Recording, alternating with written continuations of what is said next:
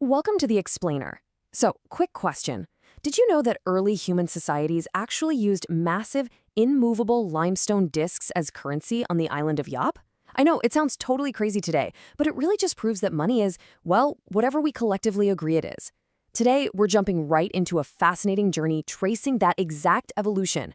We're going from physical commodities pulled straight out of the earth all the way to the decentralized digital networks that are literally redefining global finance right now. It's a massive macroeconomic shift. And to truly grasp where our financial system is heading, we've got to start by understanding exactly where we came from. Which brings us to the ultimate foundational question, right? What actually gives money its value? It's a concept we interact with every single day of our lives, yet, let's be honest, we rarely stop to think about the mechanics behind it. How do human societies actually decide what holds value? Is it just a shiny piece of metal, a piece of paper printed by a government, or maybe is it complex algorithmic code? As we'll see from our sources today, the answer definitely isn't static. It's constantly evolving based on what we, as humans, trust to function reliably as a medium of exchange, a unit of account, and a store of value. This evolution is deeply explored in Saifedean Ammous's seminal work, The Bitcoin Standard, which is heavily analyzed in modern economic journals. Notice how societies naturally shifted away from primitive barter systems and even early commodities like salt and seashells, just through pure trial and error. Over centuries, they naturally gravitated toward precious metals, specifically gold. And why is that? Well, because gold possessed some absolutely crucial traits. It was incredibly durable, you could divide it, and it was strictly rare. This natural scarcity birthed the gold standard, providing a really hard anchor for currency value and a deep resistance to debasement. But, as we know, this historical norm was radically disrupted in the 20th century, marking a profound departure in how global economies operate. And that departure led us directly into the modern era of fiat. Essentially, government-issued money that isn't backed by any physical commodity. Now, for an economy that relies on predictable value, the most critical implication here is unlimited production. Because fiat is governed by central monetary policy, its total supply can be expanded, essentially at the absolute discretion of central banks. Without a natural physical anchor like gold, this lack of inherent scarcity introduces some very real macroeconomic risks. We're talking about centralized manipulation, systemic devaluation of the currency through inflation, and totally unpredictable economic cycles of boom and bust. To put the real-world consequences of that departure into perspective, just think about this number. Over $39 trillion. As of May 2026, this is the staggering figure relentlessly ticking away on the U.S. national debt clock. In a debt-based economic system powered by fiat currency, increasing the money supply often means inherently increasing the national debt. And this vast expansion directly contributes to inflation. You know, that steady erosion of purchasing power that we all feel at the grocery store and the gas pump every single day. It's a stark anchor representing the deep systemic risks of basically an unlimited money printer. Right now, the fiat system is being stressed in real time by severe macroeconomic pressures. Global energy shocks are a massive driver of inflation here, with the critical Strait of Hormuz shipping lane operating at just 5% of its normal capacity due to regional conflicts. Simultaneously, the U.S. 10-year bond yield recently peaked at 4.37%. That's a significant metric signaling a potential drop in international demand for U.S. debt. To fight the resulting stubborn inflation, the Federal Reserve has been forced to hold interest rates steady between 3.5% and 3.7%. It's a highly complex, centralized balancing act, and it currently has the global financial system under immense strain.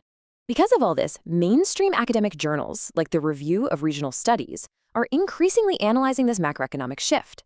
The instability and inflationary pressures of the fiat system have actually driven a massive resurgence in the desire for sound money principles. Money that is scarce, predictable, and fundamentally free from centralized control.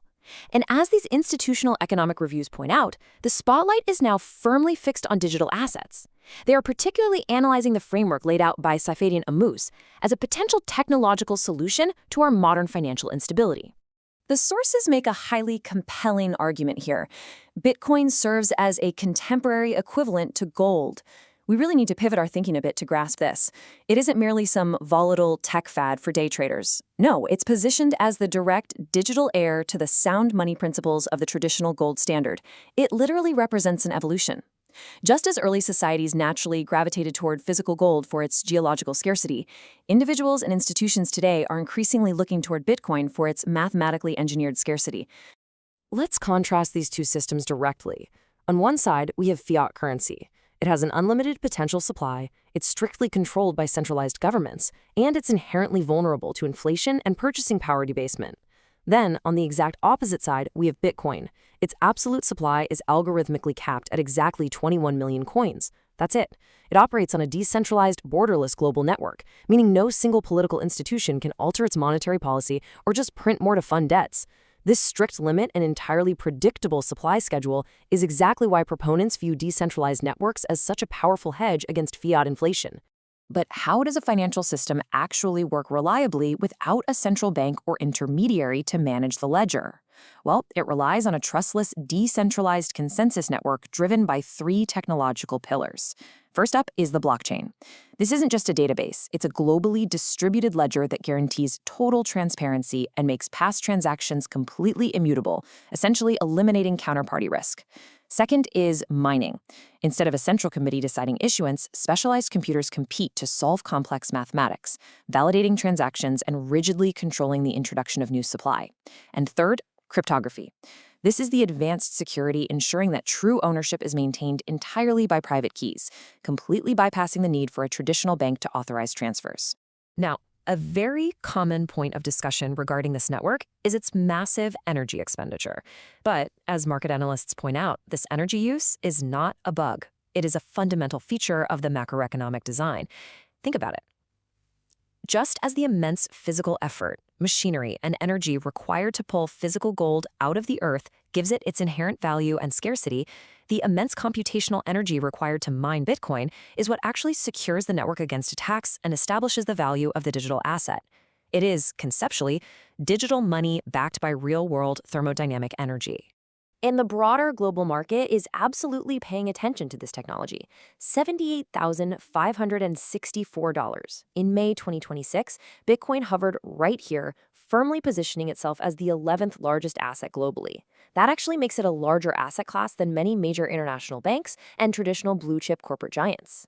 It's an asset that has been repeatedly testing a massive psychological resistance barrier of $80,000. So despite all the broader economic turbulence we see in traditional markets, it commands a multi-trillion-dollar presence, reflecting a very real shift in how global capital views the future of storing value. But despite its massive market size, Bitcoin is currently facing a fascinating phase of market neutrality and indecision. Technical analysis from Forex.com in May 2026 places a key upside resistance at $79,200, which is a psychological ceiling it's actively struggling to break. Meanwhile, a near-term neutral barrier sits at $72,400, and key downside support is resting down at $65,670. What this data tells us is a story about market psychology. The broader cryptocurrency market is dealing with mixed performance, signaling that while the foundational economic thesis is strong, the market's path forward remains incredibly volatile. It's basically caught in a tense tug-of-war between institutional accumulation and macroeconomic fear. And that ongoing volatility reflects very real pragmatic hurdles. We have to look at the complete picture neutrally here. As academics reviewing the digital asset space point out, there are highly valid economic and technological criticisms that Bitcoin absolutely must overcome to be a true global standard. Proponents, for instance, often entirely dismiss alternative cryptocurrencies that offer some really unique and valuable blockchain utilities.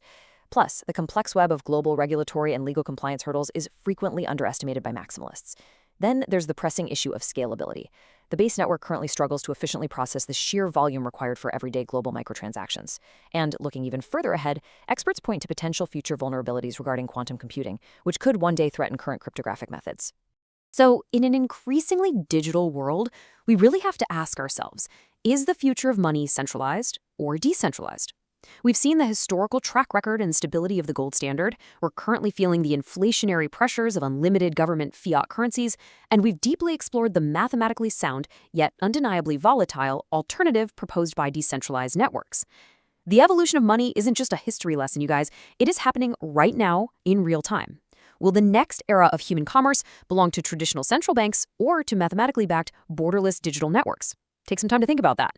Thank you so much for joining me on The Explainer today, and I'll catch you next time.